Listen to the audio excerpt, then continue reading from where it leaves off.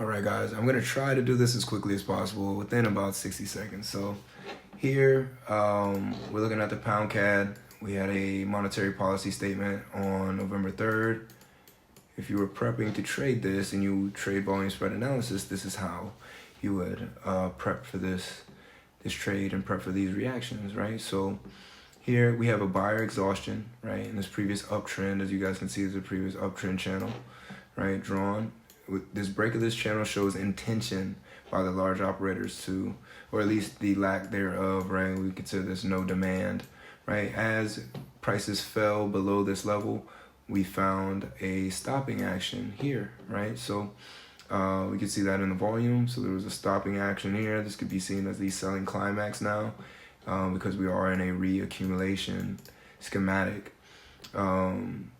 which would be kind of hard to deem if this was an upthrust or an upthrust after distribution. But the main thing to note is that here on this potential secondary test of the upper boundary where we create this overbought zone, which happened to coincide with the Bank of England's monetary policy statement and the hold of the funds rate at the same rate as it previously was, right? It created that overbought area of interest and also created ultra high volume. Just not as much effort as the previous effort, right? So if you guys can see the huge distinction in effort that was used to stop the trend.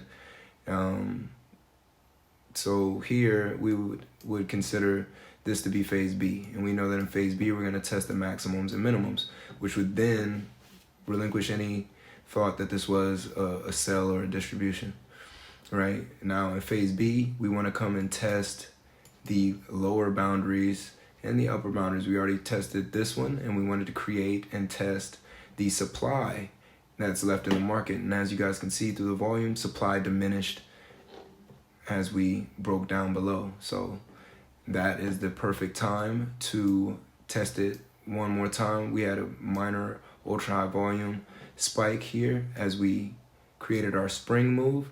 Now the spring pushed us back into the trading range where we came back and performed our spring test. And if you're looking at from a swing analysis standpoint, we created a lower low and then a higher low. How peculiar.